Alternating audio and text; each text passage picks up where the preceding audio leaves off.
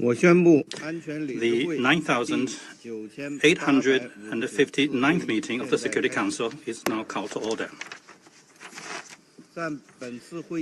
At the outset of the meeting, I should like, at the request of the delegations of Algeria, Guyana, Sierra Leone, and Somalia, and on behalf of the members of the Security Council, to ask that all those present now stand and join in observing a minute of silence in remembrance of the passing of the first President of the Republic of Namibia, Dr. Samuel Nujoma, and present the Council's condolences and sympathy to his family and to the government and the people of Namibia.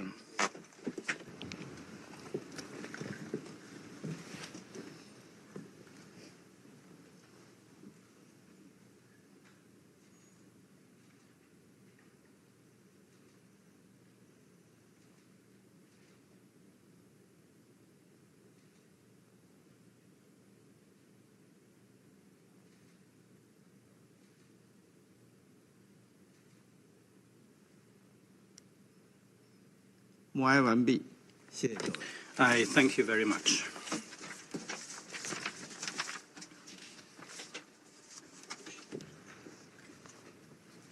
The provisional agenda for this meeting is threats to international peace and security. The agenda is adopted. In accordance with Rule 37 of the Council's Provisional Rules of Procedure, I invite the representatives of Germany and Ukraine to participate in this meeting. It is so decided. In accordance with Rule 39 of the Council's Provisional Rules of Procedure, I invite the following briefers to participate in this meeting. Mr. Miroslav Jenca, Assistant Secretary General for Europe, Central Asia and Americas, Department of Political and Peacebuilding Affairs and Peace Operations. And Mr. Roger Waters, Civil Peace Activist. It is so decided. The Security Council will now begin its consideration of item 2 on the agenda. I now give the floor to Mr. Jenca.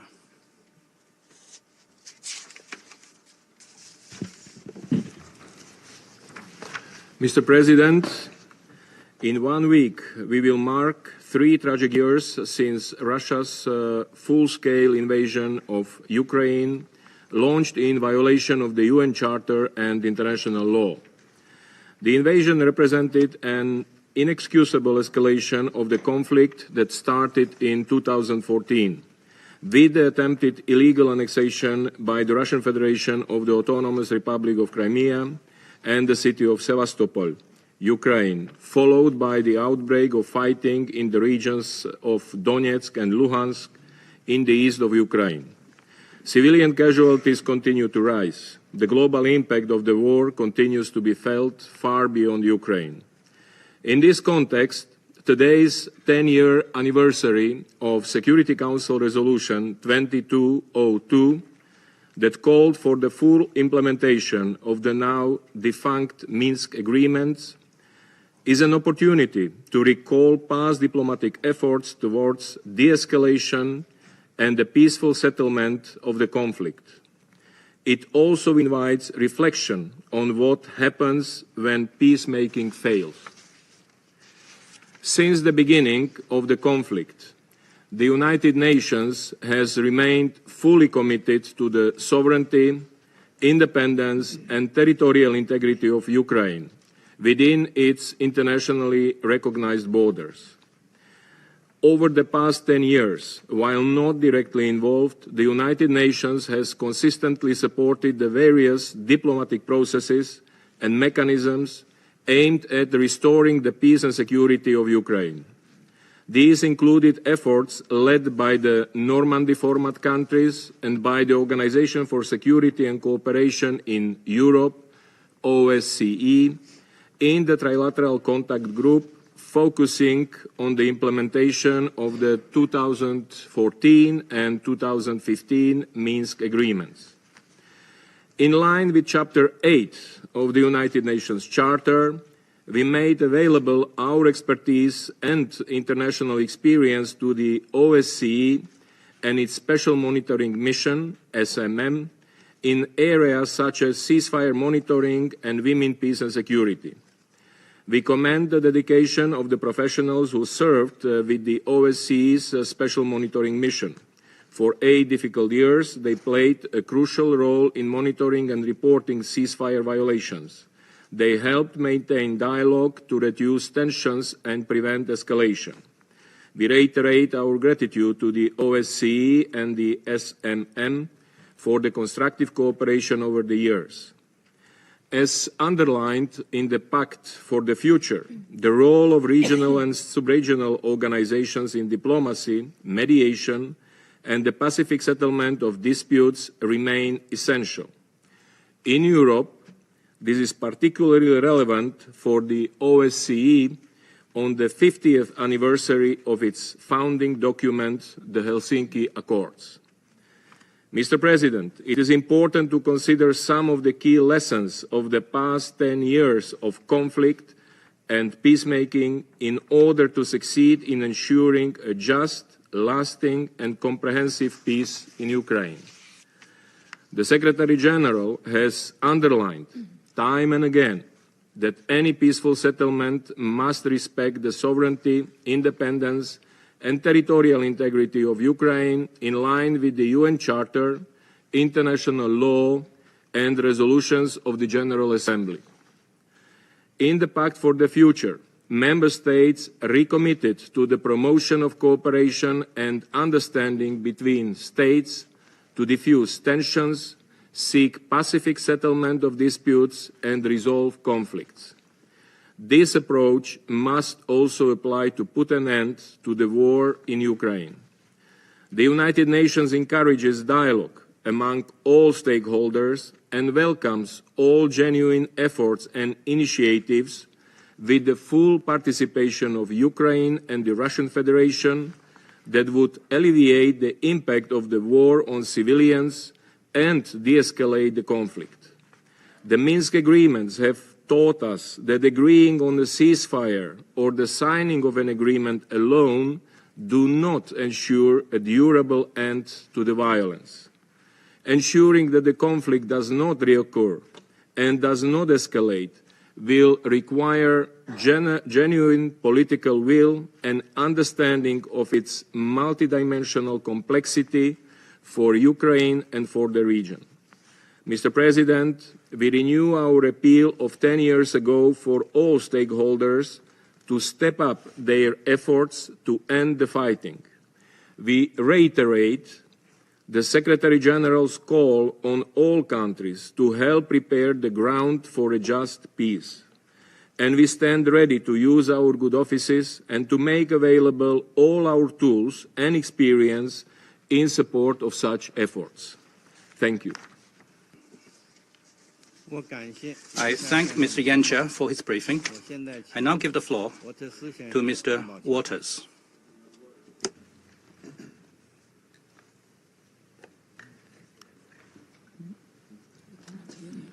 I can't hear you.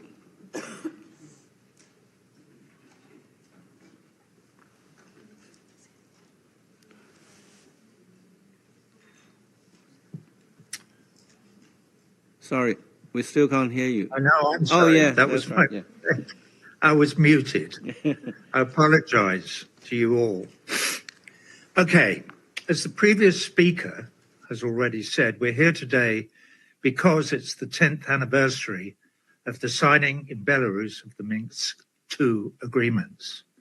Why are these agreements important? Well, because the people of Ukraine are divided. They are either pro-Russian or anti-Russian. I sense an objection somewhere out here in this room, a questioning of my credentials, so forgive me. I feel a sort of, what does he know? He's just some old musician.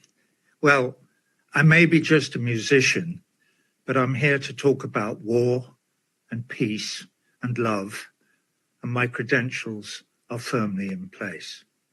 I do know this. hundreds of thousands of dead Ukrainian and Russian soldiers, and all their sons and daughters and aunts and mothers and fathers and uncles and cousins and friends are in this room with us today. The dead soldiers haunt me.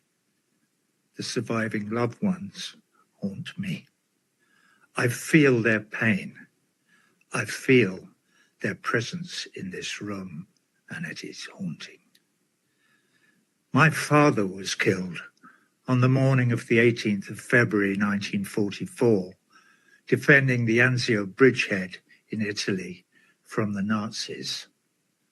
I was 5 months old that day. Tomorrow is the 18th of February. So tomorrow, I will have carried these credentials in this broken heart for 81 years. Where was I? Minsk II. The pro-Russian, anti-Russian division in Ukrainian society.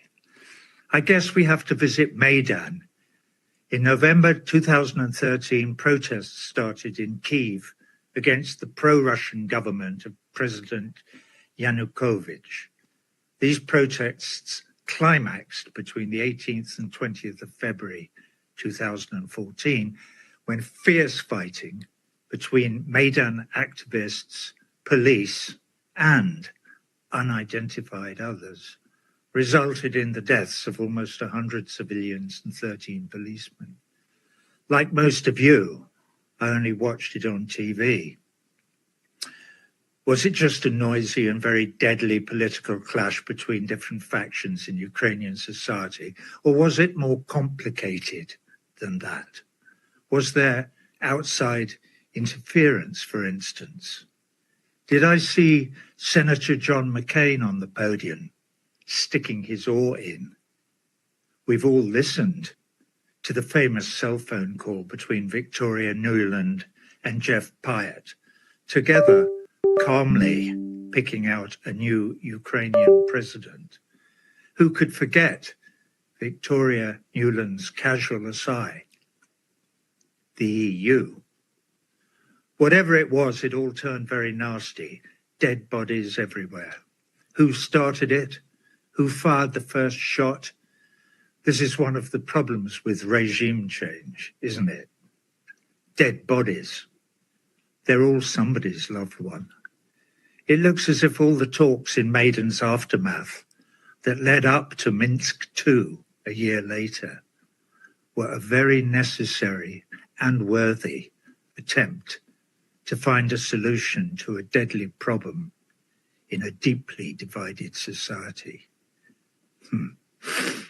Minsk II smells like common sense to me. But there's another smell in the story, though. Some say the new government in Kiev was unduly influenced by right-wing factions like the Right Sector and the followers of Stepan Bandera.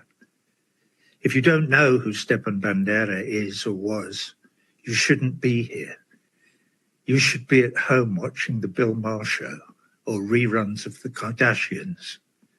Anyway, immediately after the change of government in 2014, Crimea seceded from Ukraine and joined the Russian Federation.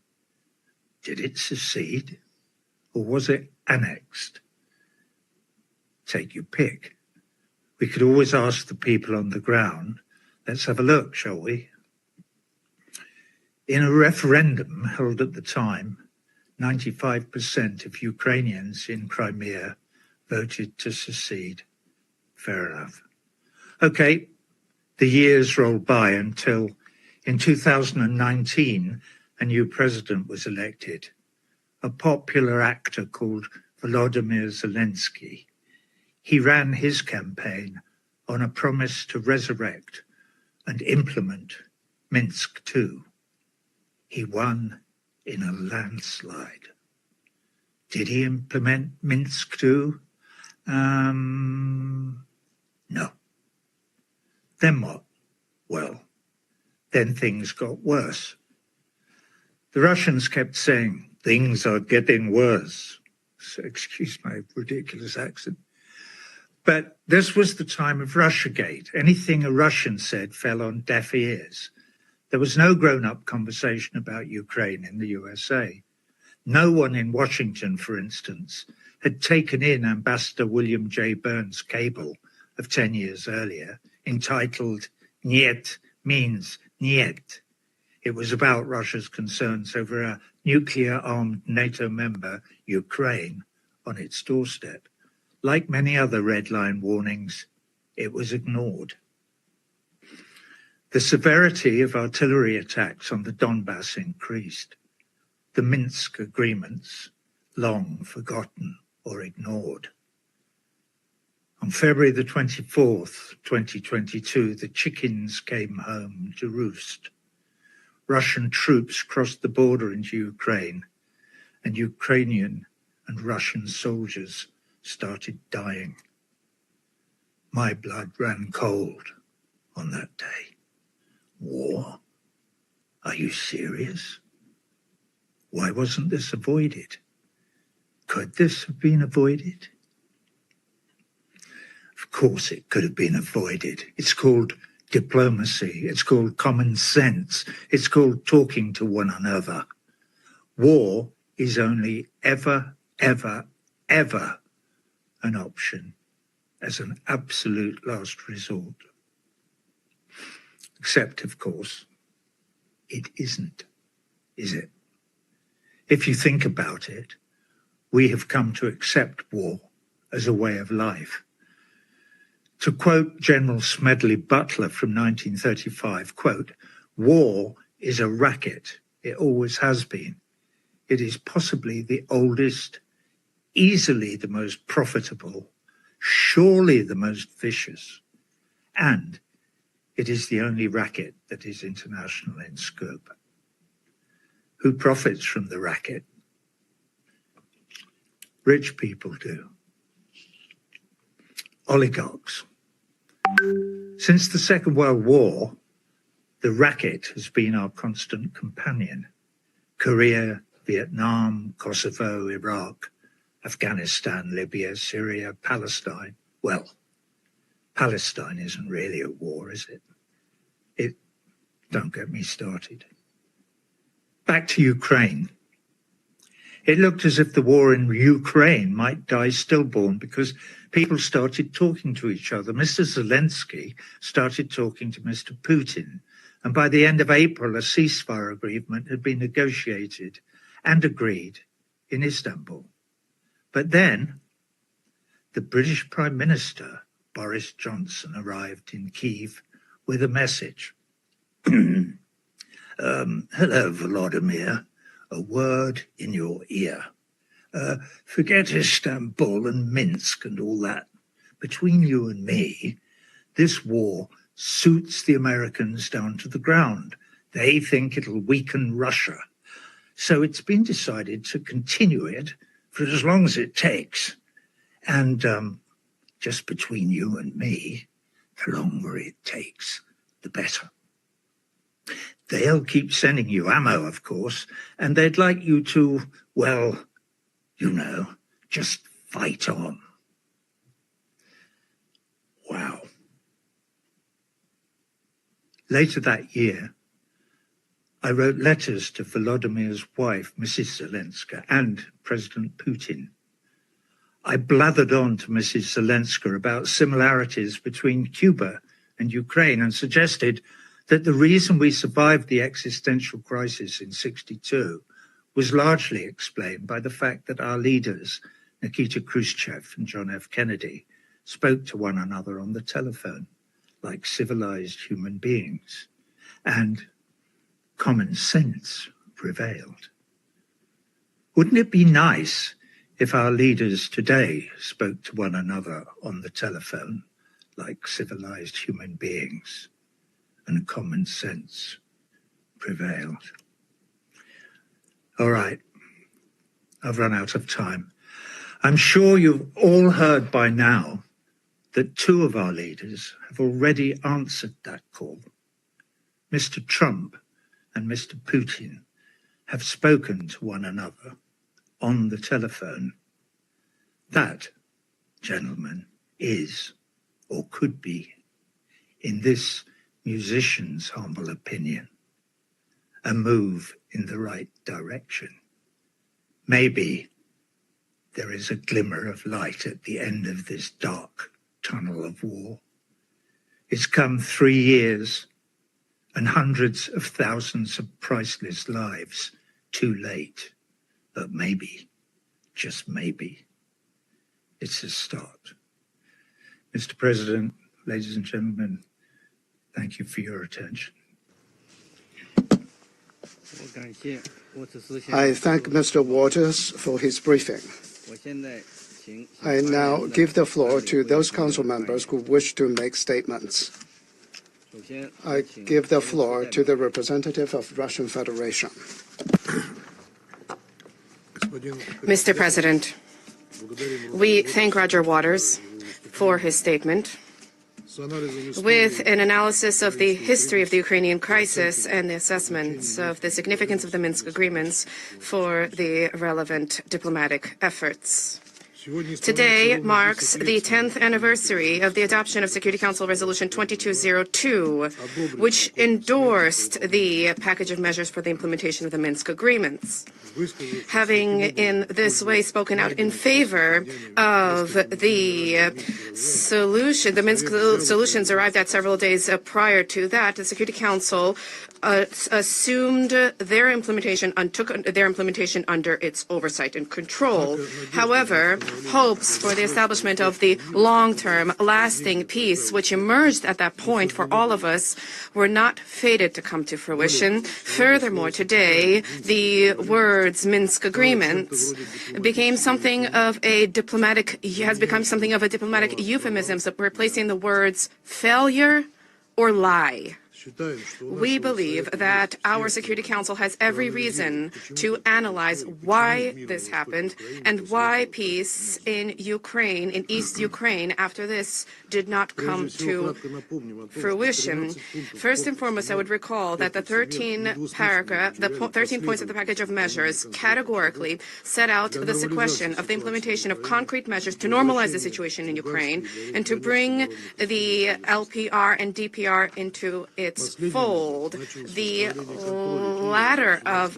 last of these steps is the restoration of Kiev's control over the state border in East Ukraine. For this to occur, it was necessary for the Ukrainian leadership to undertake a number of measures geared towards providing LPR and DPR with broad autonomy and for the protection of the identity of the Russian language-speaking population. However, very soon it became clear that those who seized power following the 2014 anti-constitutional coup, I refer to the nationalist Kiev regime, from the very get-go, they had no intention of implementing a single one of the points of the document. We are well aware of what transpired in Minsk during the meeting of the Trilateral Contact Group, how the Kiev representatives openly and explicitly sabotaged the agreement.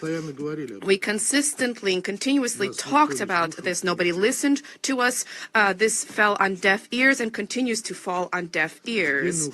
And the Ukrainian officials were not shying away from explicitly stating that since the Minsk agreements, I quote, significantly became the result of pressure from critical circumstances and external factors, the fate of its implementation hinges solely on the goodwill of Ukraine, and the sole and only stratagem of the Ukrainian government is to gain time and to shore up its forces. This is a quote from Mr. Garbulin, an advisor to Ukrainian president. The representatives of the Kiev regime characterized the circumstances to which they signed onto as a noose on the neck of Ukraine. That was from Mr. Kravchuk, and dead history. This was the defense minister, Mr. Reznikov. They spoke in a tone suggesting that the agreements could not be implemented on Russian conditions. This is the words of Mr. Kuleba, the foreign minister. And on the whole, their implementation, they said, means the destruction of the country. And this came from Mr. Danilov, the Secretary of the National Security Council and Defense Council of Ukraine. They clumsily drew the conclusion that in their view, the agreements were not binding in nature, allowing for the opportunity of various interpretations. That was Mr. Zelensky's words. And according to Mr. Reznikov, they need to be reformatted. During meetings of the Security Council, we repeatedly drew attention to these unacceptable statements and the inadmissibility of Kiev's sabotage of a document that was endorsed by a Security Council resolution. We called upon all of the members of our Security Council, which bears responsibility for the maintenance of international peace and security, to categorically demand that the Ukrainian government comply with the obligations that it assumed. However, our Western colleagues continuously avoided this, and they even attempted to address grievances vis-a-vis non-implementation of the package of measures towards the Russian Federation, despite the fact that the Russian Federation was not a party thereunder, nor did it shoulder any obligations thereunder. Later, the real reason for this policy came to light, as became clear from the acknowledgments of a number of senior politicians, Merkel, Hollande, and Poroshenko specifically. The Minsk agreements were something which the Western sponsors of the Kiev regime needed purely as a smokescreen to provide armaments to Ukraine and to prepare it for war with Russia. And this ultimately compelled us nearly 3 years ago to begin the special military operation in the Ukraine. We repeatedly in this chamber, not just in this chamber, we stated that had the Minsk agreements been implemented in good faith by Ukraine and its sponsors, there would have been nothing of what subsequently transpired would have occurred. Having ignored the clear messages about the Kiev regime's unwillingness and lack of readiness to implement Resolution 2202, Western states completely failed in the critical mission of the Security Council, which they single out when it comes to many other country-specific situations.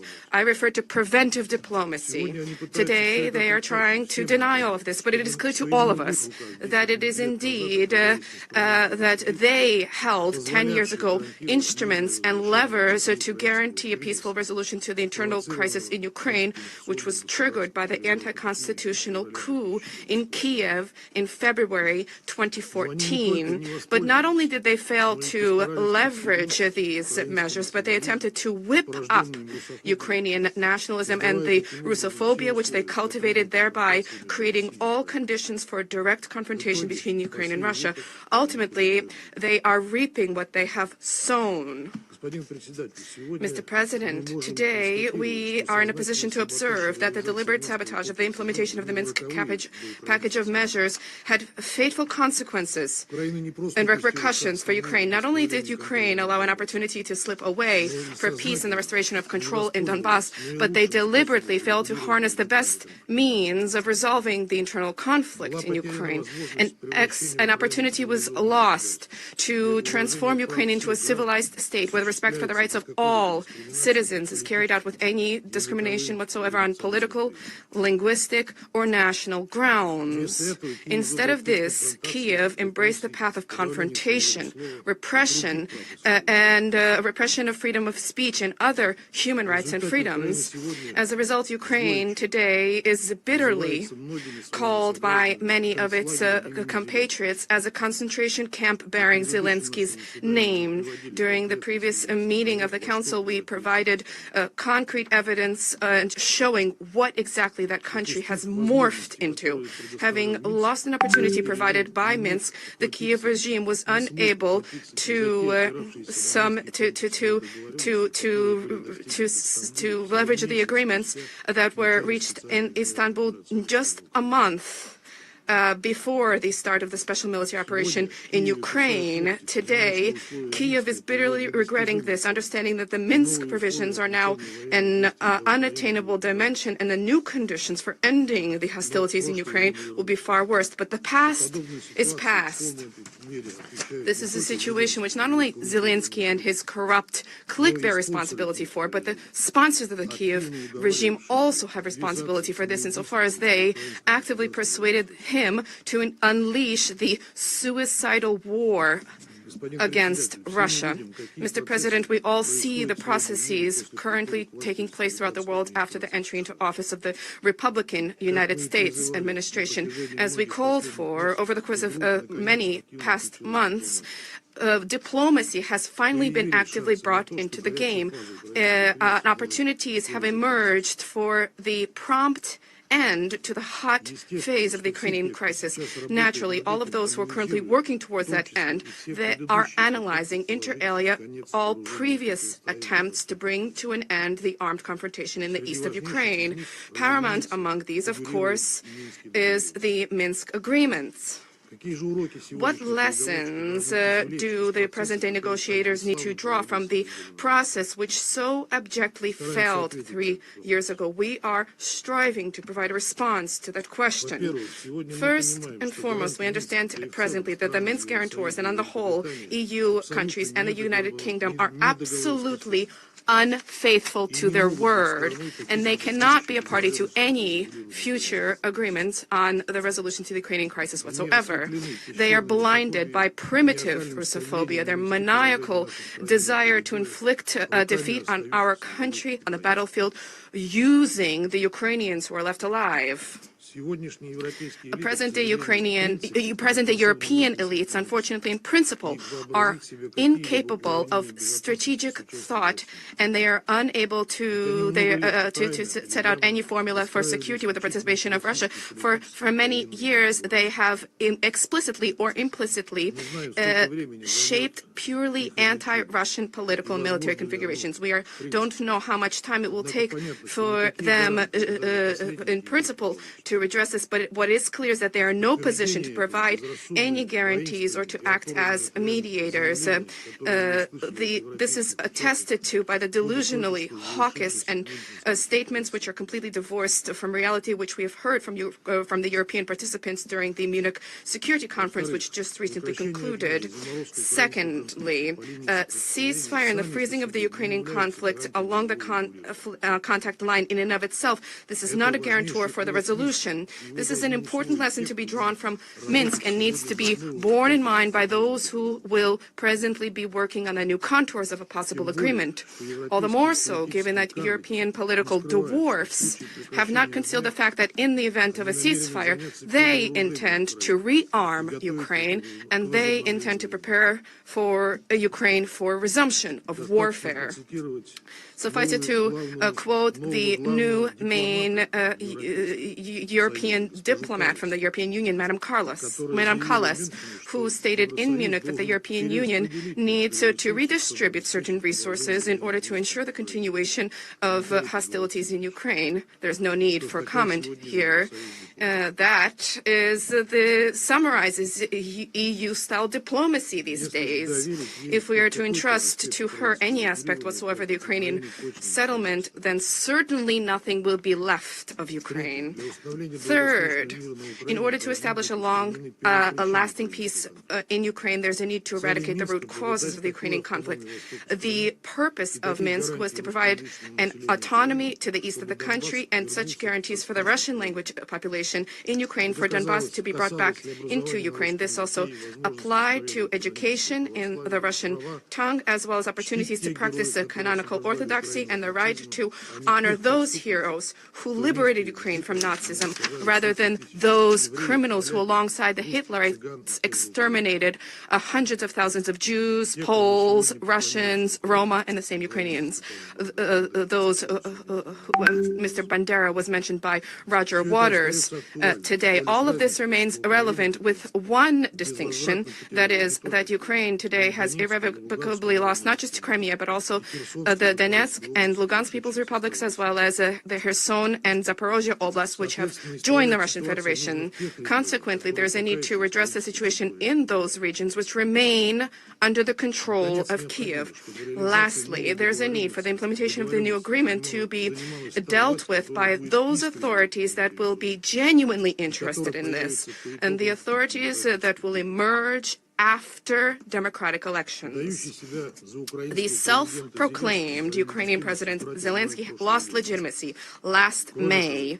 Moreover, he, who was elected by 3/4 of Ukrainians with a promise to achieve peace in the East, did everything which was exactly the opposite. He dragged the country into a conflict for the advancement of others' geopolitical interests at the cost of the lives of hundreds of thousands of Ukrainians. Clearly, neither he nor his associates, nor those who objected to the Minsk agreements, have any role to play in the new Ukraine. And this, consequently, is clear from public opinion polls in the country, which clearly point to the fact that the Zelensky cabal has lost even the symbolic support of its citizens. And this is precisely why a professional Ukrainian comic and the former president is deathly afraid of elections and is doing everything possible to drag them out. And I now turn to my last point. The future of Ukraine needs to be a demilitarized, neutral state, not a part of any blocs or alliances. For as has already been acknowledged by a U.S. colleague now, specifically President Trump, it is indeed the prospect of the entry of Ukraine into NATO which triggered the crisis. And I think that this is now clear to all. And there are other important elements for the future agreement which do not directly pertain to Ukraine, and this is not something which we will dwell on today.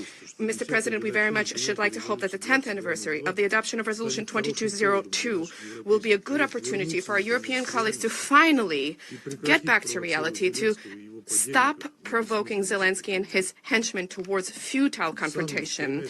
He himself, at any cost, clinging power, attempting to save his skin, is willing to engage in any provocation to prolong hostilities and the deaths of his compatriots. And this is attested to by such recent, new, clumsy provocations by the Kiev regime, such as the drone strike on the protective shield of the Chernobyl power plant and the shelling of the IAEA inspectors who were deployed for rotation at the Zaporizhia power plant. If you do not bring your protege in Kiev to his senses, and if you do not place him in his place, this will not end well for Ukraine. And those parameters for resolution which we are discussing today will, with the passage of some time, will seem to the Ukrainian authorities to be a pipe dream, just the same as for the Kiev regime today as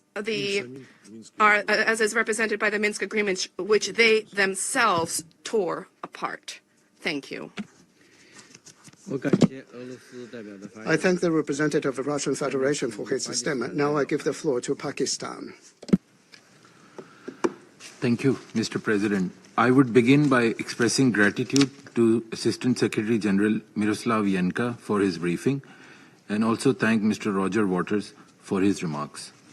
In a week from now, we would mark the 3rd year since the start of conflict in Ukraine. This conflict has continued to have long-term and wide-ranging consequences, not only for the region, but also for the international peace and security landscape. The disproportionate toll of this conflict on the lives of civilians, material damage, and loss of civilian infrastructure is particularly disturbing and deplorable. Mr. President, in 2015, a package of measures for the implementation of Minsk agreements was signed by the relevant stakeholders, aimed at bringing an end to the hostilities in the conflict areas and preserve peace. It was in this very chamber that the members of the Security Council unanimously adopted UN Security Council Resolution 2022, endorsing the measures of the Minsk agreement, welcoming the declarations made by the leaders of Russian Federation, Ukraine, France, and Germany in support of the agreement, and called upon all parties to fully implement the provisions of the agreement. In this context, it is regrettable that the Minsk agreement could not achieve the purpose of ensuring sustainable and lasting peace in the region. Mr. President, Pakistan is a staunch advocate of dialogue, use of peaceful means, and exercise of diplomacy for resolving disputes. On the Ukraine conflict, We have been consistent in our calls for restraint, eschewing the objective of settling the issue on the battlefield, respect for the UN Charter and its principles, and adoption of a path that leads to a negotiated settlement of the Ukraine conflict. Mr. President, we are encouraged to note that the calls for restraint and negotiated settlement of Ukraine conflict are now resonating widely, with more countries, besides the global south, expounding willingness to put their weight and political capital for the cause of peace, and bringing an end to the hostilities which have led to a huge loss of life as well as infrastructure on both sides. We welcome this development, fully support it, and commend all diplomatic efforts aimed at bringing a sustainable and lasting peace to Ukraine and the region. I thank you very much. I thank the representative of Pakistan. I now give the floor to the representative of Panama. Thank you, Mr. President.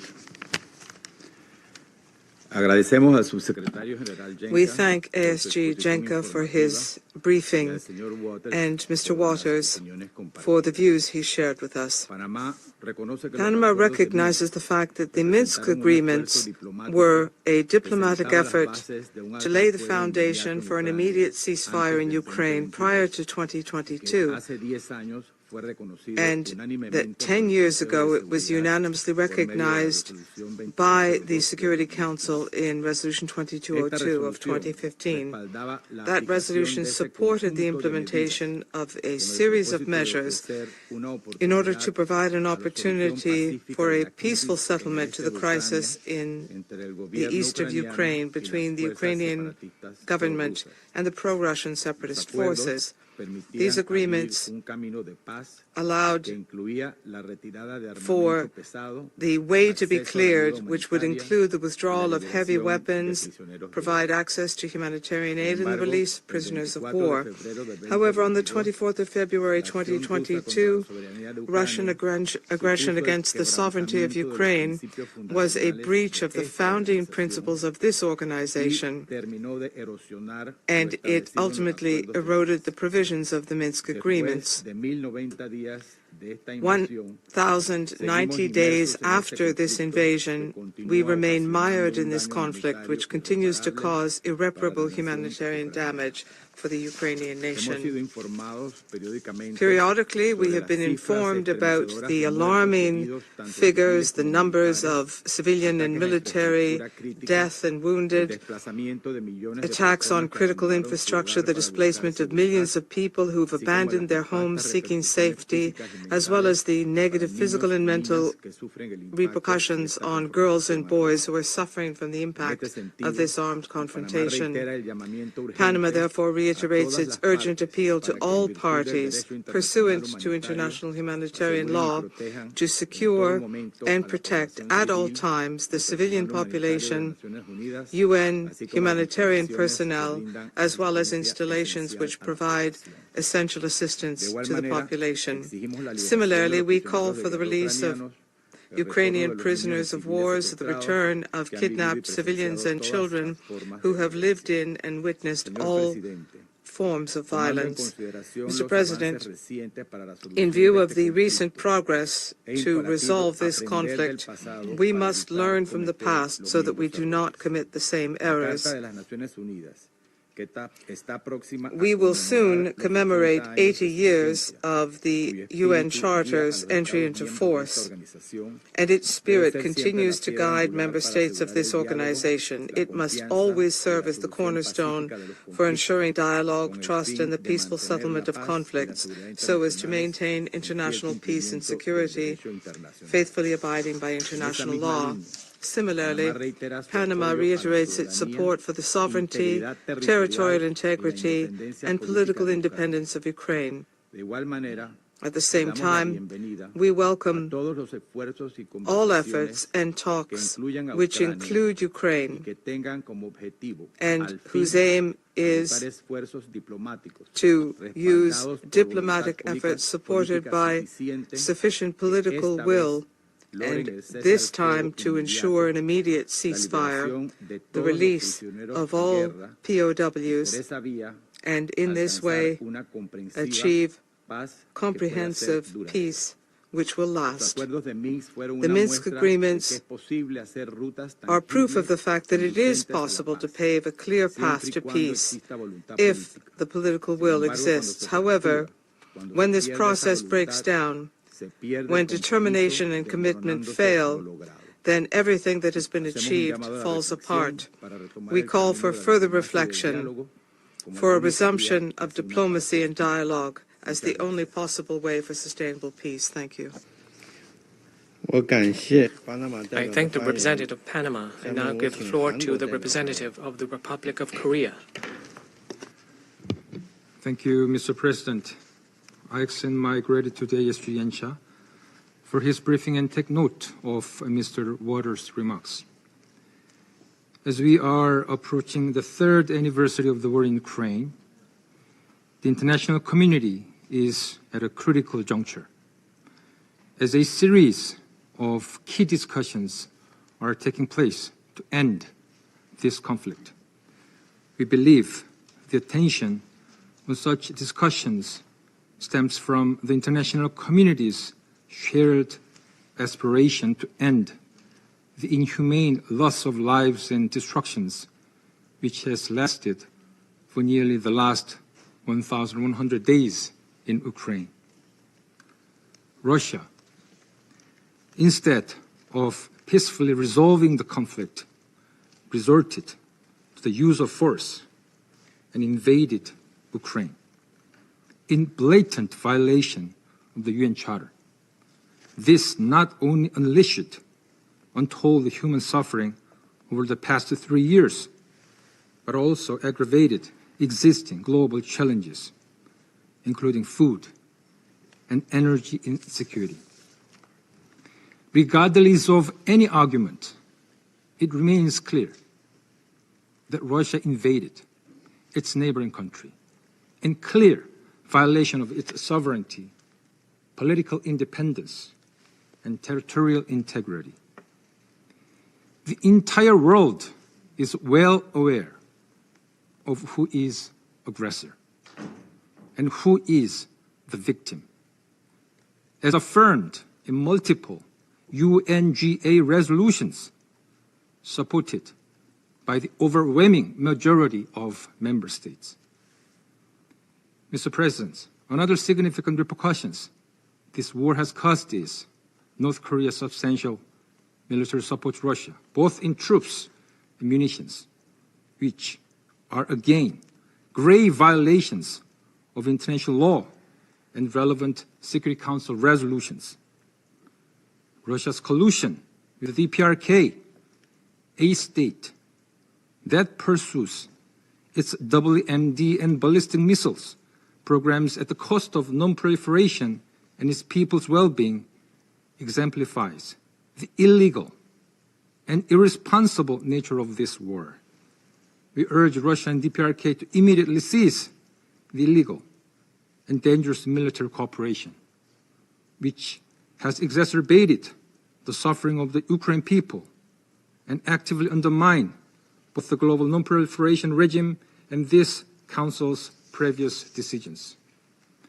And we must not forget that the DPRK has sacrificed its own troops with more than 3,000 casualties among some 11,000 troops dispatched in an effort to leverage their losses for compensation from Russia. This support that is crucial for advancing Pyongyang's illegal WMD and ballistic missiles programs and sustaining the regime. Mr. President, 3 years into this brutal war, I express my sincere hope that this year, Ukrainians can return to the peaceful lives they lived before the war. As a once war-torn country, the Korean people know just how painful the path toward overcoming the devastating of war is. At the same time, we know that the history is on the side of freedom, justice, human rights, the rule of law, and the UN Charter. In this light, the Republic of Korea reaffirms its commitment to supporting Ukraine and its people until they overcome the current hardship. I thank you. I thank the representative of the Republic of Korea. Now give the floor to the representative of Somalia. Thank you, Mr. President. At the outset, I would like to thank ASD Jenca for his comprehensive briefing and express appreciation to Mr. Waters for sharing his valuable insights. The Minsk agreement represented a significant diplomatic endeavor aimed at peaceful conflict resolution through dialogue and negotiation. The agreement signed in 2014 and 2015 ultimately failed to prevent what would become Europe's largest conflict since World War II. The experience gained from their implementation merits careful consideration by this Council, as it bears direct relevance to our collective responsibility for the maintenance of international peace and security. In that regard, I would like to make the following observations. First, the implementation of ceasefire provisions, while central to any peace process, requires robust and impartial verification mechanisms. The dedicated efforts of the OSCE Special Monitoring Mission demonstrated both the value and the inherent limitation of existing verification framework within complex security environments. Therefore, it's critical to develop a more robust frameworks for monitoring and verifying compliance with peace agreements, drawing upon the expertise of the United Nations Secretariat and its specialized agencies. Second, the precise formulation of peace agreements require particular attention to implementation sequencing and the establishment of unambiguous benchmarks for compliance. The experience of the Minsk agreement underscores the importance of clarity in diplomatic instruments, particularly regarding the synchronization of political and security measures. Third, in the years leading up to February 2022, despite clear warning signs, we did not take decisive preventative actions. It's incumbent upon this Council to examine its preventative role as mandated by the Charter and enhance its early warning capabilities through strengthened coordination with regional organizations and relevant United Nations entities. The credibility of the Council, and indeed the United Nations itself, rests not on our ability to respond to conflicts, but on our capacity to prevent them. Mr. President, the Security Council preventative and Pacific settlement of disputes mandates remain cornerstone of the international peace and security architecture. Its effective execution requires not only the necessary institutional frameworks, but also sustained commitment of all member states to the principle enshrined in the Charter.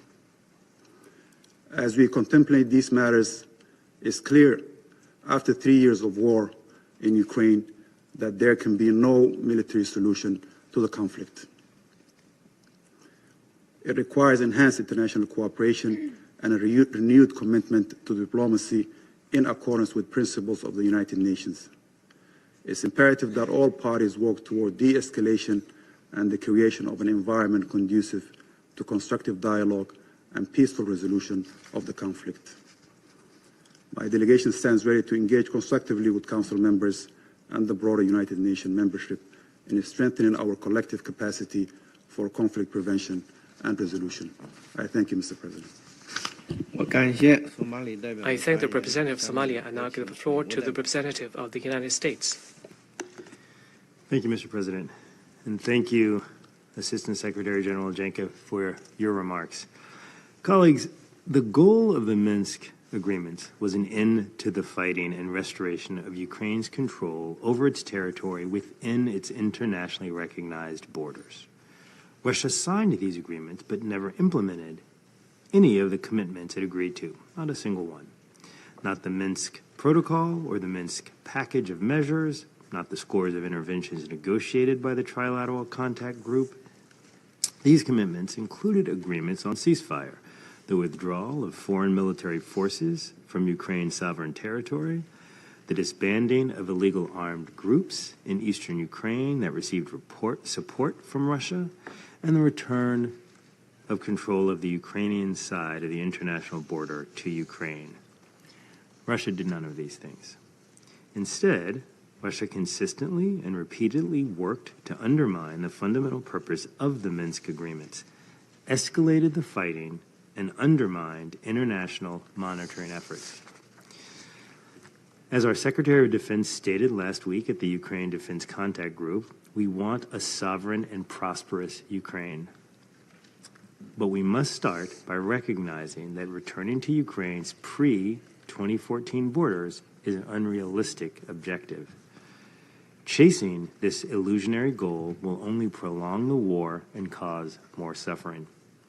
A durable peace for Ukraine must include robust security guarantees to ensure the war will not begin again. This must not be Minsk 3.0. Russia's bluster about the Minsk agreements is a distraction from fundamental, undeniable facts. Ukraine is a sovereign, independent country, and Russia's illegal war of conquest violates the UN Charter. Russia must immediately end its war against Ukraine, which not only violates international law, but was also a strategic error for Russia. The easy way out is through negotiations now. If Russia instead chooses the hard way, it will incur greater and escalating costs to its economy and losses on the battlefield. The United States, as President Trump has made clear, is committed to ending the carnage and restoring stability to Europe. Ukraine, Russia, and our European partners need to be a part of the conversation. We also call on other UN member states to join us in seeking an end to this conflict. And with that, I thank you, Mr. President. I thank the representative of the United States. I now give the floor to the representative of Guyana. Thank you, Mr. President. I also thank Assistant Secretary General Miroslav Jenca for his briefing and took careful note of Mr. Waters' contribution to our discussion today. Last week marked 10 years since the adoption of Resolution 2202, which endorsed the package of measures to the implementation of the Minsk agreements and reaffirmed that the resolution of the situation in the eastern regions of Ukraine could only be achieved through peaceful means. Yet, in just 1 week from today, we will be marking another anniversary, 3 years of the brutal war in Ukraine. Although some may lament the failure of the Minsk agreements and suggest that the ensuing conflict could only be settled on the battlefield, Guyana insists on drawing the right lessons from the past. There are no shortcuts. Enduring peace demands a firm commitment to addressing and resolving the root causes of the conflict. It means ensuring justice and promoting reconciliation. It also means having a common understanding of the provisions of the agreement and the expectations of all sides. It requires political will. Guyana maintains its steadfast support for a peaceful resolution to the ongoing conflict between Russia and Ukraine. We also join the international community in reaffirming the purposes and principles of the United Nations Charter and in calling for full respect for Ukraine's sovereignty and territorial integrity. The failed implementation of the Minsk Accords cannot be the reason to prolong this war. Guyana reiterates its call for an immediate end to the hostilities and the withdrawal of Russian military forces from the territory of Ukraine. We urge the parties to commit to a serious political and diplomatic process toward ending the conflict. We take note of the ongoing efforts to achieve sustainable peace and welcome the continued engagement of the international community to this end. I thank you. I thank Guyana for the statement. I now give the floor to Algeria. شكرا السيد الرئيس. Thank you, Mr. President. I thank the Assistant Secretary General, Mr. Miroslav Jenca, for his briefing.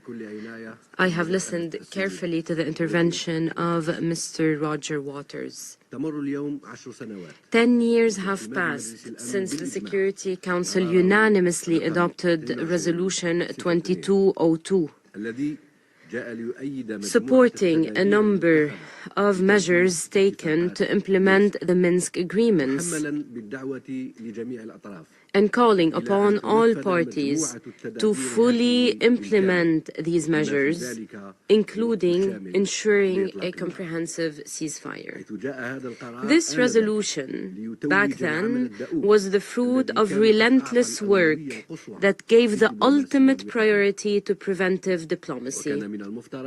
This event was supposed to set an example of the benefits of constructive dialogue and negotiations in ending violence and fighting. However, unfortunately, this was not the case. This did not go down in history as a success story. On the contrary, we meet today as the situation in the region has grown more complicated. Confrontations have spread further and become more severe. Until this day, more and more innocent civilians are losing their lives, including women and even children. These security and humanitarian situations continue to deteriorate. There are millions of displaced and large-scale destruction to civilian infrastructure, such as homes, hospitals, schools, universities, and critical energy infrastructure. What is even worse is that the hope that accompanied the Minsk agreements remained lost in the previous years, where no constructive or inclusive dialogue was held between the parties. For this reason, Algeria believes it is very important to take a moment and draw some lessons. In this vein, we would like to focus on the current points. 1. The Minsk agreements may have failed in achieving the desired outcomes. However, they will undoubtedly remain an example of a bigger failure, namely the failure of the logic of might and confrontation in providing peace and security in the region. This is something that we will continue to point out. The outcomes of the lack of implementation of these agreements on the ground have become today, unfortunately, very visible and tangible given the current situation in the region. 2. These agreements remain an example of the progress that could be achieved through serious, constructive, and inclusive dialogue to recover peace and security. They also remain the best example of the catastrophic outcomes of steering away from diplomacy and dialogue. The Black Sea Grain Initiative and the different prisoners exchange agreements are also other examples of what could be achieved through dialogue and negotiations. 3. As members of the Security Council, our main mission and our main goal must remain to continue working hard to provide peace and security to the region. In our view, this could take place by encouraging both parties to engage in genuine dialogues and negotiations. Failure to implement the Minsk agreements cannot prevent us from drawing inspiration from their spirit. This spirit that chose consensus over confrontation and common understanding over polarization. This is the essence of Algeria's position regarding this conflict, a position we have expressed time and time again in this very room, calling for intensifying diplomatic efforts to achieve just and durable peace based on the purposes and principles of the UN Charter, and that takes into account the legitimate security concerns of all parties. Thank you, Mr. President. I thank Algeria for the statement. And I'll give the floor to Sierra Leone. Thank you, Mr. President. I thank Assistant Secretary General Miroslav Jenca for his briefing. We also take note of the contribution of Mr. Roger Waters. Sierra Leone welcomes the participation of the representative of Ukraine in this meeting. In 7 days, we will mark the end of the third year of the ongoing conflict in Ukraine, which has resulted in over 40,000 civilian casualties and widespread destruction of vital civilian infrastructure, including homes, schools, hospitals, markets, and energy facilities. A severe humanitarian crisis is unfolding in Ukraine, with limited access to food, income, and essential services. According to OSCE, there are approximately 3.6 million internally displaced persons within Ukraine, some displaced for over a year. Additionally, the conflict has prevented over 6.8 million refugees from returning to their homes, creating the largest displacement crisis in Europe since World War II, as reported by UNHCR. Deliberate targeting of critical energy infrastructure, including thermal, hydro, and nuclear power plants, in both Russia and Ukraine poses significant regional and global risks. The attack on the former Chernobyl nuclear plant in Ukraine last Friday, which damaged protective infrastructure meant to prevent radiation leaks, exemplifies the dangerous consequences of targeting energy facilities.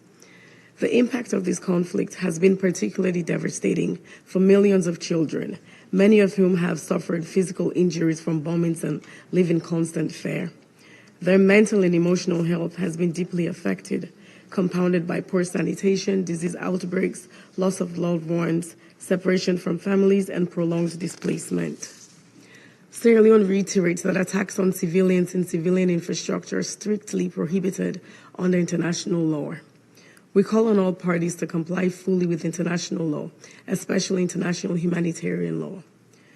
Reflecting on the Minsk agreements endorsed by Security Council Resolution 2202 in 2015, we acknowledge the original hope that they would lead to a cessation of hostilities and facilitate political dialogue. Unfortunately, that outcome was not realized.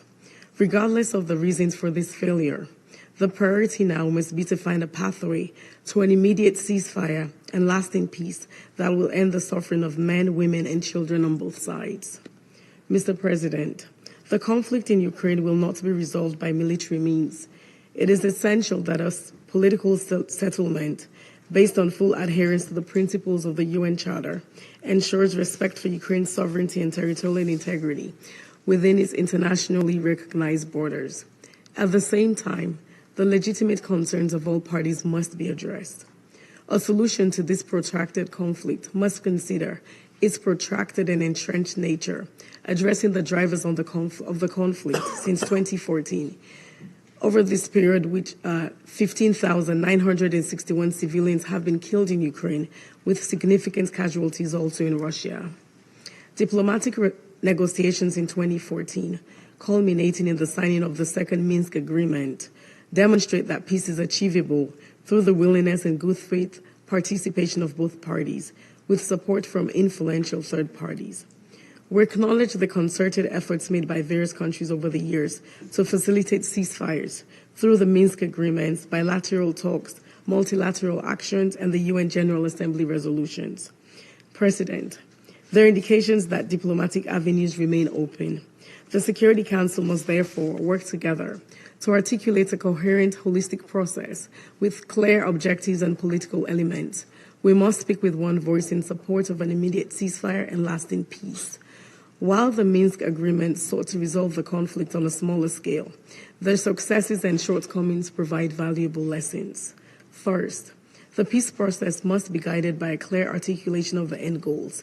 with a shared understanding of the steps that must be taken by the parties, intermediaries, and other stakeholders.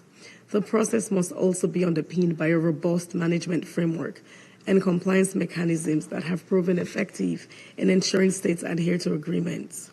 Second, considering the significant differences in peace proposals from Russia and Ukraine, careful consideration should be given to their alignment with the principles of the UN Charter, international law, including international human rights law and international humanitarian law.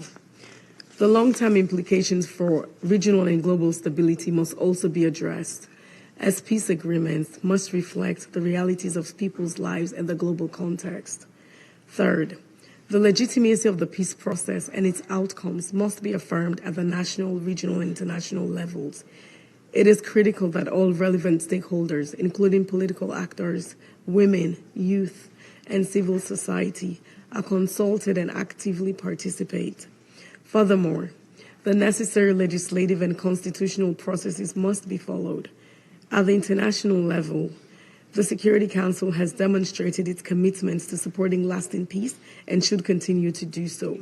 Regional arrangements can also play a complementary role and are to be engaged as well. In conclusion, Mr. President, we're fully aware that this process demands patience and persistence. We urge the parties to refrain from escalating the conflict further and to commit to diplomatic engagement that will lead to the cessation of hostilities and the peaceful resolution of this conflict. I thank you. I thank Sarah de Jong for the statement, and I'll give the floor to Denmark. Thank you, Mr. President. I extend my appreciation to Assistant Secretary General Jenca for his briefing. I also welcome the participation of Ukraine in today's meeting. Denmark relishes any opportunity to address the unjust war in Ukraine and the suffering of the Ukrainian people. However, today's meeting is just another attempt to deflect reality and justify Russia's illegal and unprovoked war of aggression against Ukraine. This war remains a blatant violation of international law, including the UN Charter. Denmark, along with other members of this Council, supported the Minsk process and Normandy format. These negotiations were launched in good faith to maintain peace while preserving Ukraine's territorial integrity. We all know who blatantly ignored the commitments under these agreements and effectively killed the Minsk process. President Putin himself proudly declaring that the Minsk agreements no longer existed. Mr. President, this meeting is part of an ongoing disinformation campaign to try and detract us from the real objective, the subjugation of Ukraine and the denial of its sovereignty and independence. Denmark stands by Ukraine.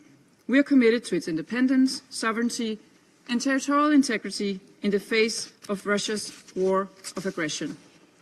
Tragically, this illegal war of aggression has raged now for almost 3 years, resulting in terrible human suffering and serious global consequences. Deliberate attacks against civilian targets, including hospitals, schools, residential areas, and critical infrastructure. Indeed, these attacks are escalating. Our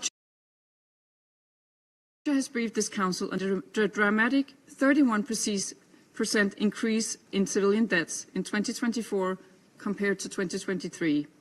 Lately, we received the chilling news that the radiation shelter of the Chernobyl nuclear power plant was hit by a drone.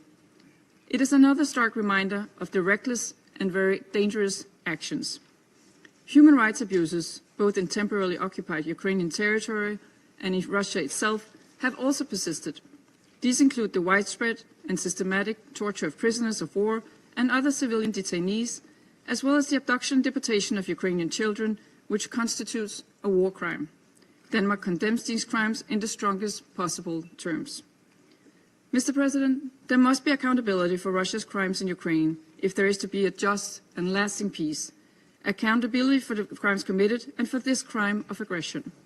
Justice must prevail. Therefore, we welcome the ongoing work of the ICC and commend Ukraine for its ratification of the Rome Statute. We further welcome the important work towards establishing a special tribunal for the crime of aggression against Ukraine, hosted by the Council of Europe, but open to support from all countries. To conclude, let us all be clear. There is only one aggressor in this illegal war. We support Ukraine in achieving a just, comprehensive, and lasting peace. Peace in Ukraine cannot be separated from Europe's security. There can be no lasting peace without Ukraine and without Europe. This war could stop immediately if Russia stopped attacking Ukraine and withdrew its forces. We call on Russia to do just that, to bring this senseless war to an end once and for all. Thank you. I thank Denmark for the statement and now give the floor to Slovenia. Thank you, Mr. President. I would also like to thank Assistant Secretary General Jenca for his briefing. I also take note of the statement of Mr. Waters, and I welcome a representative of Ukraine in the chamber. Mr. President, the Minsk agreements were supposed to bring peace in East Ukraine and reintegrate separatist-controlled areas with the rest of the country. Slovenia has therefore always supported them, and we have consistently encouraged both sides to fully implement the agreements. After almost 3 years of intense fighting, it is imperative to repeat that peace in Ukraine is long overdue. The Minsk agreements carry an important lesson for us all in this respect. And with this in mind, I would like to submit the following. 1. Specificity. We need something more than Minsk II. The abstract nature of the Minsk agreements enabled arbitrary interpretations, which provided an alibi for their violations. Any future ceasefire or peace agreement must be much more specific. It will need clear timelines, defined sequencing, and strong monitoring mechanisms. 2. Trust. This will be the key issue of negotiating any future peace agreement and, above all, of its implementation. With its invasion, Russia violated the international law, the UN Charter, the Budapest Memorandum, as well as the Helsinki Final Act on inviolability of borders in Europe. For Ukraine and Russia to reach a deal, rebuilding trust will be a tremendous task. Russia will need to demonstrate to Ukraine, to the rest of the European continent, and the entire world that it can be trusted to hold up to its commitments. Mr. President, the Russian invasion put an end to our hope that Minsk agreements can bring peace, stability, and reintegration to eastern Ukraine. However, on the lookout for lasting peace in Ukraine, it is counterproductive to linger over past agreements, especially the ones that met an early end because of one's own actions or inactions. We need to learn from past failures, not to dwell on them. This is the first step on the way to building trust and securing future stability in Eastern Europe. Thank you. I thank Slovenia for the statement, and I'll give the floor to the representative of Greece. Thank you, Mr. President. At the outset, I would like to thank ASG Miroslav for his briefing, and I also took note of the remarks of Roger Waters. Mr. President, Greece supported from the very beginning the efforts undertaken to establish and strengthen the ceasefire in Ukraine through the Minsk agreements. We consider the application, mediated by the normative format, as the only path to de-escalate tensions and settle the conflict in eastern Ukraine. We actively participated in the Special Observer Mission in Ukraine with experienced observers and contributed at the budget of the mission. However, a relatively brief period of optimism concerning the Minsk agreement was, despite concerted efforts by France and Germany, followed by actions such as the recognition by Russia of the independence of the self-proclaimed Donetsk and Luhansk People's Republic, the full-scale invasion of Ukraine, and the illegal annexation of Ukrainian territories. By doing so, Russia violated the UN Charter, the Helsinki Final Act, and the Budapest Memorandum. Mr. President, let us be clear. No interpretation of the Minsk agreements can ever justify the invasion of Ukraine, which constitutes a clear and blatant violation of the UN Charter. In the threshold of the fourth year of war, Russia has not heeded the calls of the international community enshrined in multiple General Assembly resolutions with overwhelming majorities to withdraw its forces from the internationally recognized territories of Ukraine and respect its sovereignty, political independence and territorial integrity. On the contrary, it has intensified its attack on civilian targets and energy assets with heavy weaponry, combat drones and ballistic missiles across Ukraine, with complete disregard for the life of civilians. We reaffirm a strong condemnation of any such attacks. January saw an increase of almost 40% in civilian casualties compared to the previous months, 22 of whom were children. We are deeply concerned about the repercussion of this war on children, whose lives has been either ended or disrupted, often beyond repair, and we call for accountability for all violations against them. We also deplore the attacks on Ukraine cultural landmarks, as with the missile attack in Odessa on the last day of January, causing damage to more than 15 UNESCO-protected buildings in the center of a city that holds great historical significance for my country.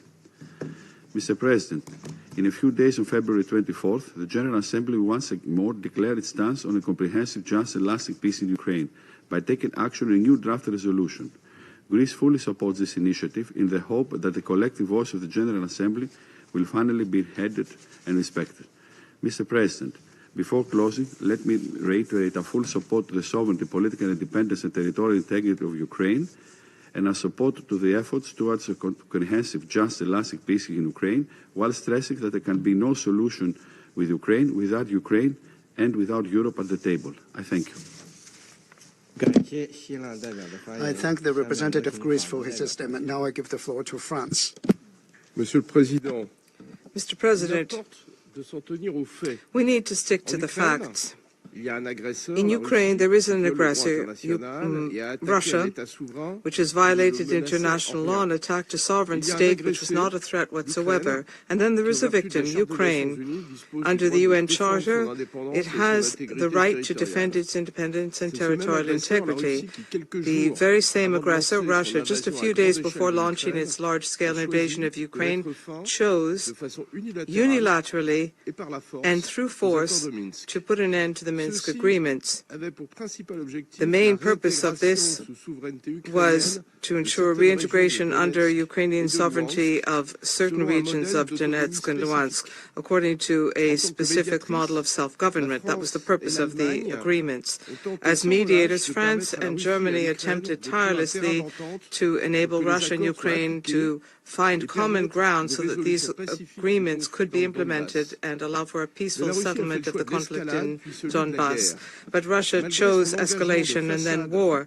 Despite its pretense of commitment to respect the Minsk agreements, it has continued to foment tensions in the Donbass and has worked to destabilize Ukraine, setting itself up as a neutral mediator and denying its military involvement. In point of fact, since 2014, it has been a party to the conflict in the Donbass, providing weapons and intelligence to the separatists and withdrawing from the ceasefire verification mechanism in 2016.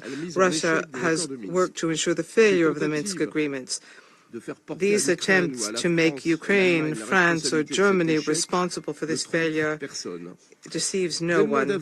Since April 2021, it has amassed its troops and material along the Ukrainian border, and then on the 21st of February 2022, it unilaterally recognized the independence of the self-proclaimed republics of Donetsk and Luhansk. On the 24th of February, it launched its large-scale invasion of Ukraine, violating the UN Charter and international law. I recall that Russia had spent some 8 years repeating its support for the Minsk agreements, to which it is a signatory, and which were supported by this Council's Resolution 2202. In launching its war of aggression against Ukraine, Russia alone took the decision to cause the Minsk agreements to fail. It chose to put an end to dialogue and negotiation. It chose war. Those who are puzzled about why the Minsk agreements failed should turn to Russia for an answer. Mr. President, Russia must respect the ruling of the ICJ, which called on it on the 16th of March 2022 immediately to suspend its military operations. It cannot continue to disregard GA resolutions which have condemned the aggression 7 times and have called for the territorial integrity of Ukraine. In 1 week, once again, we will be meeting to mark 3 years since the beginning of the a large-scale invasion of Ukraine by Russia, Ukraine will submit to the General Assembly a resolution setting the path towards just, comprehensive and lasting peace in accordance with the UN Charter. It has our full support. Ukraine, the sovereign state, and Europe, whose security is at stake, must participate in any negotiation and be in a position to determine their own future. A settlement of this conflict, if it were to be decided without them, would not be lasting. It would be an endorsement of might makes right and an assertion of a sphere of influence disregarding the sovereign equality of states. France is prepared to bolster its support to Ukraine, and we will do so as long as is necessary. At this very moment, there are consultations among European leaders in Paris at the initiative of the President of the Republic, Emmanuel Macron, on the situation in Ukraine and security issues in Europe. These efforts may be extended in other formats as well. The purpose is to bring all parties together who are interested in peace and security in Europe. Thank you. I thank the representative of France. Now I give the floor to UK. And I thank Assistant Secretary Jenca for his briefing. President, Russia is once again using this meeting in an attempt to distort the truth behind its illegal war. I'll make 3 points about lessons. First, the events of the last decade in Ukraine originate from a simple, sad reality: Russia's imperialist ambition and failure to respect Ukraine's sovereignty. Russia is not a reliable party to agreements or treaties. In freely signing up to the Minsk agreements, Russia had the opportunity to ensure peace. Russia and Ukraine were the sole parties to those agreements.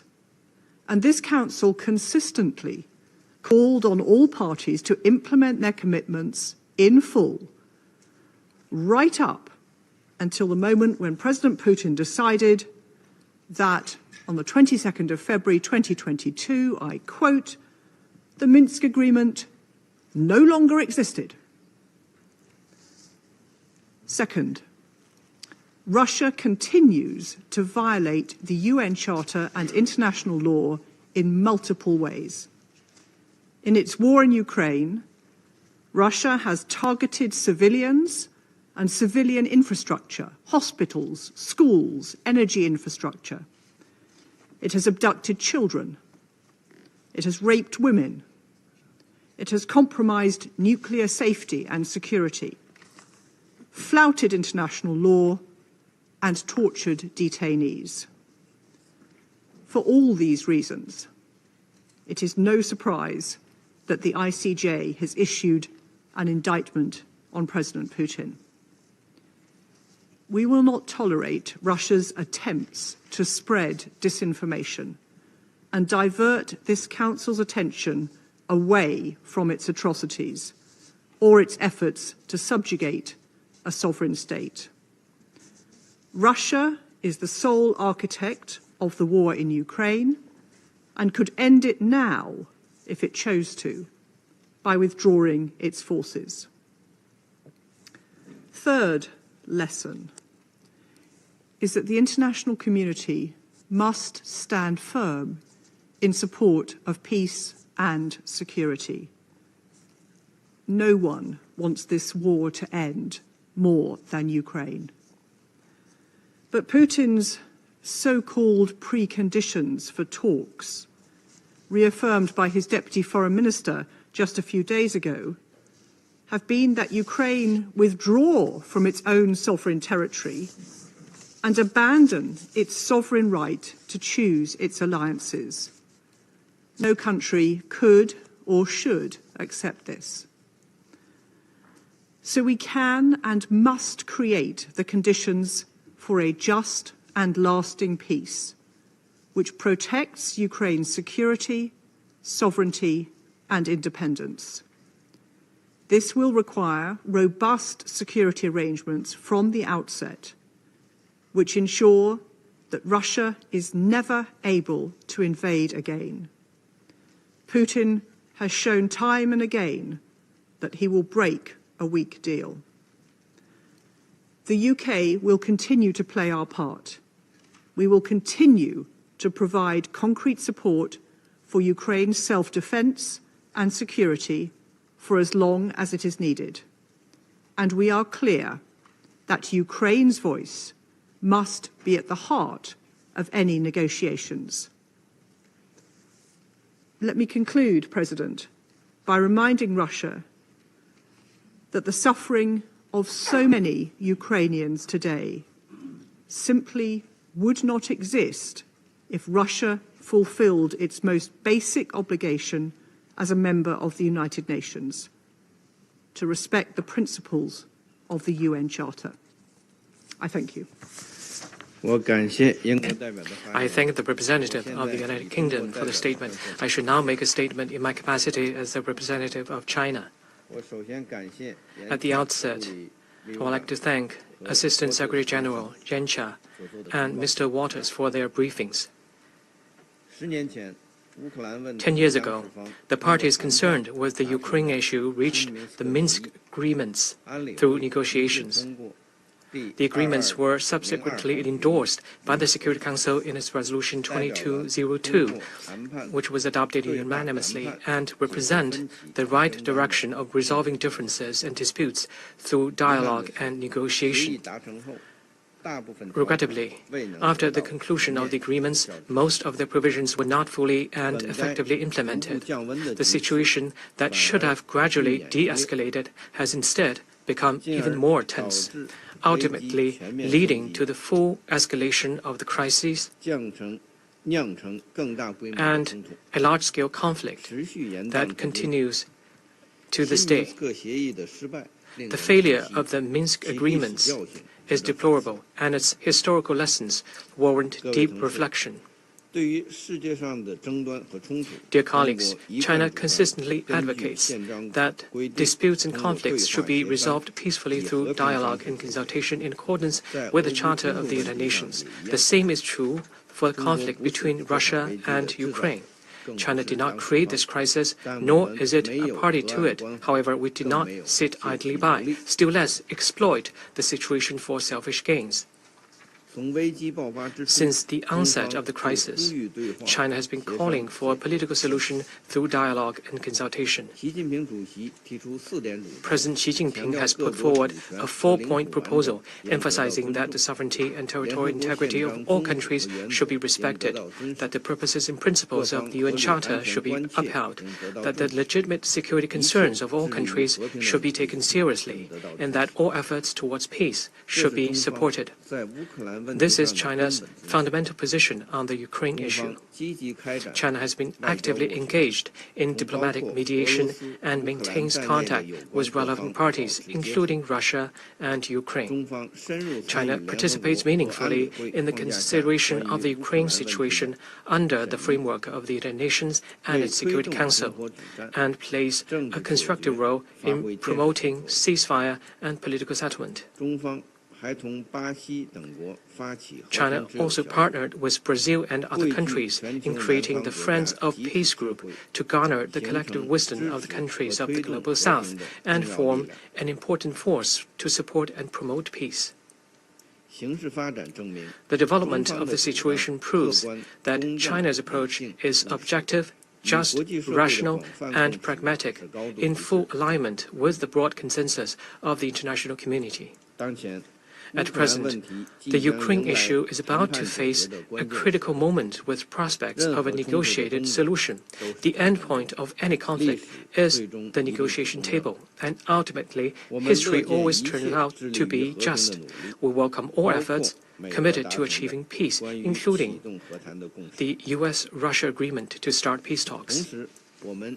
At the same time, we also hope that all parties and stakeholders will participate in the peace talks and reach a fair, lasting, and binding peace agreement that is acceptable to all. As this conflict takes place in Europe, Europe has a role to play for peace.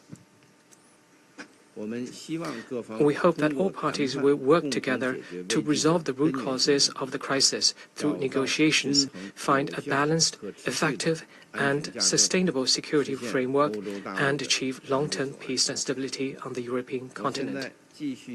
I resume my function as President of the Council. The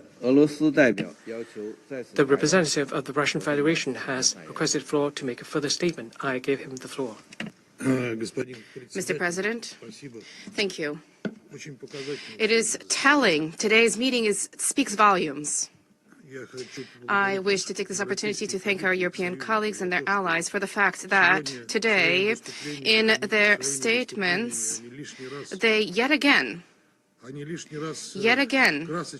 they eloquently demonstrated the European diplomacy's complete lack of ties to reality and their inability to in any way whatsoever to engage in any frank analysis. That diplomacy lives in the past and it will remain there in the dustbin of history. The objective now is to extend, to the clearest possible extent, the agony of the Kiev regime in the hope that this regime will manage to weaken the Russian Federation. Distinguished colleagues, you can continue to harbor this illusion, but we will move further, and in one way or another we will resolve this crisis. Our British colleague today lectured us, and I would advise that she read the material a little bit more closely prior to taking part in these meetings. The Minsk agreements were arrived at not between Ukraine and Russia, but rather between Ukraine and Donetsk People's Republic and the Lugansk People's Republic. Just read the document and you will see in the text it is accessible to all. Now, there are attempts to shift the blame, to accuse Russia of it not having fulfilled the Minsk agreements. The Minsk agreements, which we conscientiously sought to compel Ukraine to comply with, which were constantly sabotaged by Ukraine with support from its Western sponsors. And the fact that blame is being shifted to us for having announced the end of the Minsk agreements, the termination of them, this is merely a medical fact that we observe, because at that point, the Minsk agreements, which all of you here sabotaged, you Western colleagues, you, the guarantors, they died, the Minsk agreements, thanks to you, thanks to your efforts. Thank you very much.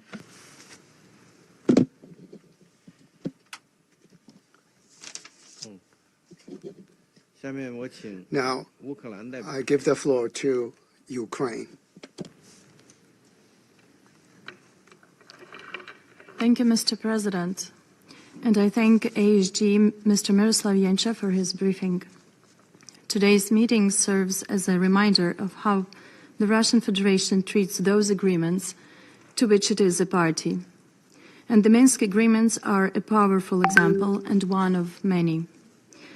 On this very day in 2022, in this very chamber, the delegation of Ukraine, along with many Security Council members, expressed concern over dangerous developments triggered by the Russian Federation.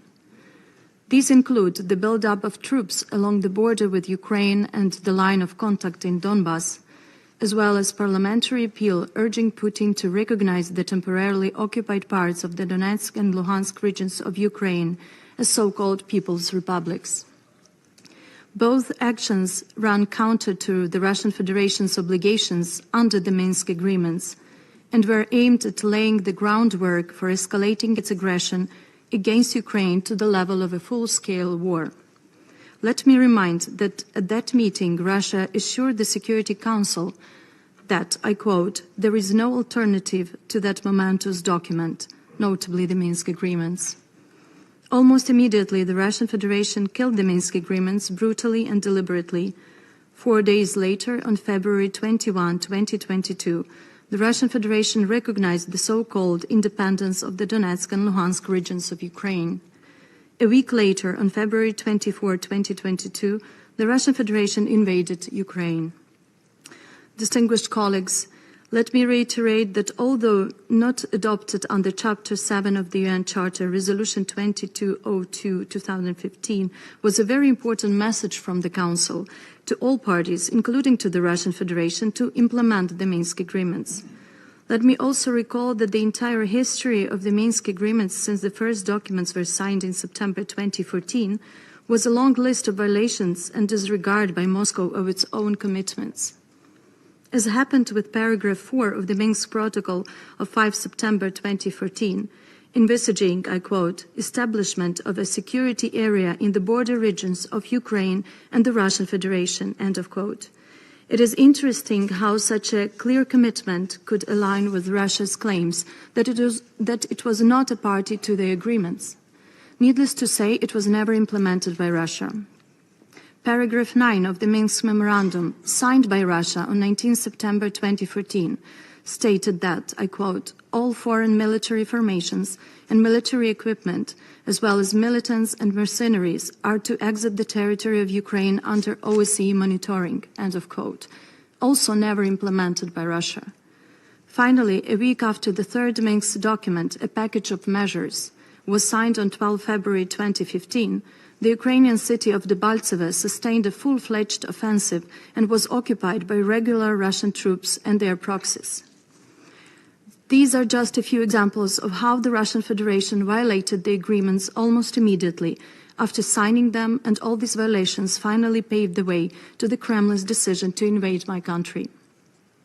While Ukraine took unprecedented steps to find ways to achieve a peaceful settlement and put forward numerous proposals to this end, Russia spared no effort to obstruct the process under various pretexts, effectively stalling the work of the Trilateral Contact Group long before the full-scale invasion. Naturally, it always blamed Ukraine and manipulated quotes from foreign officials to justify its actions. Nothing has changed, as we could see from today's statement by the Russian Federation. To summarize all this propaganda in this statement, it will be no surprise when time comes that Russia, in an attempt to escape responsibility, refers to the entire special military operation as a Ukrainian propaganda provocation. While the Russian Federation continues to put the blame on others, just last week we witnessed how Moscow yet again put the world on the brink of the nuclear disaster by carrying out a drone strike on the new safe confinement structure over the fourth reactor of the Chernobyl nuclear power plant. Here again, the criminal blamed the victim. Unfortunately, it was not the only propaganda we have heard today in this chamber. It is baffling that such a simple idea that people of Ukraine are pro-Ukrainian, and that is why we defend and will continue to defend our native soul and ourselves, does not occur to the singers of the Russian propaganda. It's baffling that these advocates of diplomacy and common sense fail to understand that to prevent wars, they should never have started by the aggressor, even if aggressor calls the real war a special operation. How dare one deprives an entire nation of its identity? It is a disgusting manifestation of colonialism at its core. It is because people of Ukraine are pro-Ukrainian. The Russian Federation has failed its war. It is important to remember, distinguished members of the Security Council, that Russia's approach to new arrangements will not change either. What responsible states see as commitments to be upheld, the Russian Federation treats as a tactical ploy. It will readily break any agreement the very moment its new aggressive plans require so. That is why any arrangement involving the Kremlin must include enforcement mechanism and preventive measures. Weak agreements will not bring real peace. They will only lead to the greater war. That is why we are working with our partners to find strong and effective solutions. Peace cannot be bought, especially not at the expense of law and principles, especially principle of territorial integrity and sovereign equality. Peace cannot be replaced with appeasement. History offers many relevant examples. Our task is to avoid repeating past mistakes, as the cost of those mistakes is more blood, suffering, and destruction. Thank you. I thank the representative of Ukraine and now give the floor to the representative of Germany. Mr. President, thank you for this opportunity to address the Council today, and I would also like to thank ISG Jenca for his briefing.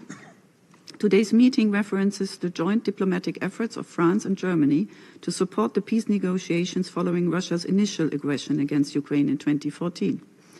Through the Normandy format, as we all know, France and Germany engaged extensively with Ukraine and Russia at political and senior official levels to pursue a peaceful resolution on the basis of the UN Charter. After their endorsement by this Council in 2015, the Minsk agreements initially succeeded in substantially reducing the violence unleashed by Russia, with an OSCE mission monitoring their implementation on the ground, which means with a mission that was organized by an organization under Chapter 8. The agreements outlined a political solution based on Ukraine's constitutional order.